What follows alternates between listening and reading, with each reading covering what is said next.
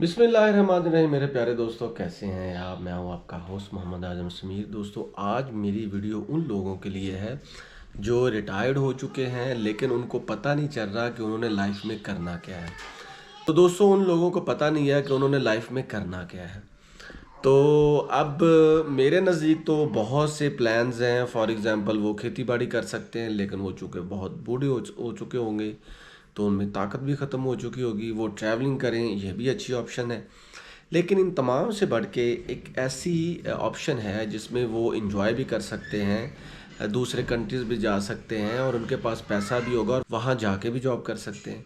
तो इस सिलसिले में कुछ रिटायरमेंट वीज़ाज़ हैं डिफरेंट कंट्रीज़ के, वहाँ पे जाके वो काम कर सकते हैं, पुरसकून ज़िंदगी बसर कर सकते हैं। और अगर पाकिस्तान से उनका दिल उठ गया है तो फिर ये ऑप्शन उनके लिए बहुत ही अच्छी है। तो दोस्तों, इस सिलसिले में मेरे नज़दीक एक लिस्ट है जी, वो है जी वेयर कैन आई लिव। का जो इस वेबसाइट का जो लिंक है वो भी मैं वीडियो के डिस्क्रिप्शन में दे रहा हूँ और ऊपर भी आपको नज़र आ रहा होगा। इसमें यह है कि 32 कंट्रीज़ हैं जहाँ पे आप रिटायरमेंट वीज़ा ले सकते हैं। उनमें अर्जेंटीना है और वहाँ का जो प्रोग्राम है उसको अर्जेंटीना पेंसोनोडो वीज़ा बोलते हैं, ठीक है। बारबाडोस है, उसको एससीपी बोलते हैं। बिलाइज है, वहाँ पे क्वालिफाइड रिटायरमेंट प्रोग्राम क्यूआरपी है। इसके अलावा ब्राज़ील है, उसमें विटम सिव और वाइपर इस प्रोग्राम से रिटायरमेंट वीज़ा है। बुल्गारिया है, Sofia Bulgaria retirement D visa है। चिली है, कोलंबिया है, इसके अलावा कोस्टा रिका है। अगर आप कोस्टा रिका की बात करें तो कोस्टा रिका पेंसोनूडो वीज़ा है। इसके अलावा साइप्रस का है, साइप्रस परमानेंट रेजिडेंस प्रोग्राम है। दुबई का वीज़ा है, दुबई रिटायरमेंट वीज़ा है। एक्वाडोर का टेम्पररी रेजिडेंट वीज़ा है। इसके अलावा फिजी है, फ्रांस में टाइप डी वीज़ा है। इसके अलावा ग्रीस है, इंडोनेशिया है, आयरलैंड है। इटली का वीज़ा है जी, इटली इलेक्टिव रेजिडेंस वीज़ा है। लैटविया है, मलेशिया में जी माई सेकंड होम MM2H। माल्टा है, मॉरिशस है, मैक्सिको है, न्यूजीलैंड है। पनामा में है जी, पनामा पेंसोनिडो वीज़ा है। इसके अलावा फिलिपाइंस है, पुर्तगाल है, साउथ अफ्रीका है, स्पेन है, थाईलैंड है। थाईलैंड में नॉन इमिग्रेंट OAO और OX वीज़ा है। यूराग्वे है, वेनातू है। तो ये लिस्ट है मेरे पास दोस्तों। इनमें इनके इनके पहले तो हम बात कर लेते हैं जी इनके बेनिफिट्स क्या हैं। पहली बात तो ये, इनमें से आप किसी भी अगर कंट्री में जाना चाहते हैं, you should check the availability, क्या वाकई आपकी रिक्वायरमेंट पूरी है। रिक्वायरमेंट की अगर बात करें तो आपकी अच्छी इनकम होनी चाहिए, आपके पास पैसे हों, आपका वैलिड पासपोर्ट हो और आपकी उम्र तकरीबन 55 to 60 क्रॉस कर चुकी हो। ये तकरीबन इन तमाम में यही है। दूसरी चीज़ ये कि इनमें से कौन से ऐसे कंट्रीज़ हैं जो ज़्यादा पुरअमन है। फॉर एग्ज़ाम्पल, इक्वाडोर की बात करें तो आपको थोड़ा सा मसला होगा वहाँ पे। अगर थाईलैंड की बात करें तो वहाँ पे भी फॉरेनर्स किसी हद तक सेफ़ नहीं है, ठीक है। लेकिन जहाँ तक दूसरे कंट्रीज जैसे स्पेन हो गया, अब तो मैं कहता हूँ चाइना ने भी रिटायरमेंट वीज़े की ऐलान कर दिया है, लेकिन अभी वो सजेशन है। अभी वो मुकम्मल तौर पर लॉ नहीं बना, ठीक है। तो ऐसे कंट्रीज़, इनमें से कोई ऐसे कंट्री तलाश कर लें जो पुरअमन हो, जहाँ पे आप अच्छी तरीके से रह सकते हो, आपको किसी किस्म की कोई प्रॉब्लम ना हो। और इन तमाम चीज़ों से बढ़ के भी जहाँ पे अमन नहीं है ना, वहाँ पे जाने का फ़ायदा नहीं। फिर तो आपका अपना होम ही सबसे बेस्ट है। वैसे तो होम इज़ ईस्ट और west, home is the best.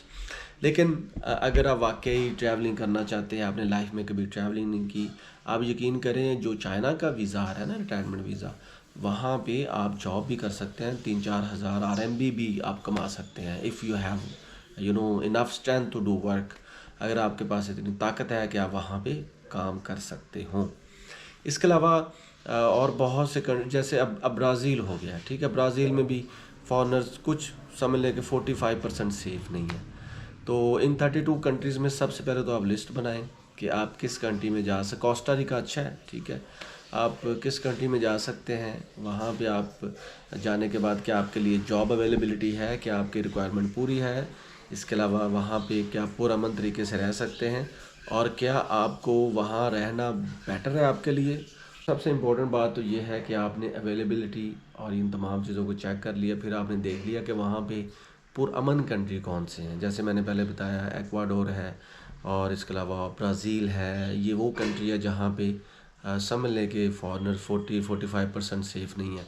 इसी तरह थाईलैंड है, लेकिन चूँकि अब चाइना का रिटायरमेंट वीज़ा आ चुका है तो यकीन करें that is the best option.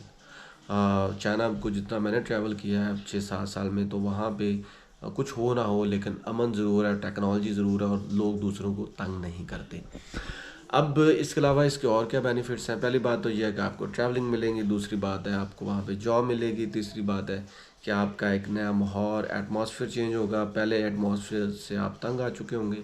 चौथी चीज़ ये है कि आपको नए नए लोगों से दोस्ती मिलेगी, नया कल्चर सीखने को मिलेगा, नया हेरिटेज, नया कल्चर, नई सिविलाइजेशन, नई खुराक, नया फूड और नए रास्ते, नई मंजिलें और इसके अलावा नए लोग। इन तमाम चीज़ों से आपका जिसे कहते हैं अम्यूज़मेंट बढ़ेगी, आपके अंदर लाइफ की मोटिवेशन जागेगी। आपके अंदर जब इंसान नई लैंग्वेज सीखता है, जब इंसान नया कल्चर सीखता है, जब इंसान नए लोगों के साथ मिलता है, तो उसके अंदर ऑटोमेटिकली मोटिवेशन जन्म लेती है।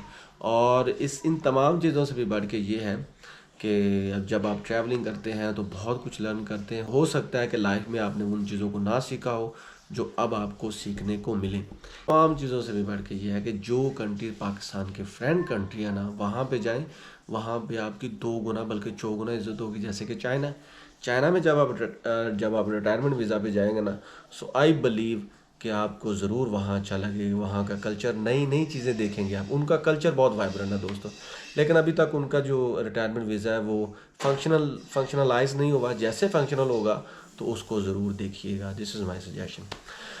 तो दोस्तों आज की मेरी वीडियो का अख्ताम होता है यहीं पे। अगर आपका दिल चाहता है ट्रैवलिंग करने को और आप रिटायर्ड हो चुके हैं, so you should opt this opportunity. तो इस वेबसाइट को ज़रूर देखिएगा, हो सकता है कि आपके लिए यहाँ पे कुछ हो। तो और आप लोगों से भी ये है कि अगर कोई ऐसा चीज़, मेरे जो जानने वाले हैं, जो सुनने वाले हैं, कि आपको लगता है कि कोई ऐसा मसला है या कोई ऐसा टॉपिक है, कोई ऐसा करंट अफेयर का इशू है जिसको अभी तक डिस्कस नहीं किया गया, सो आप मुझे कमेंट सेक्शन में बताइएगा। मैं कोशिश करूँगा कि उस पर भी बात करूँ।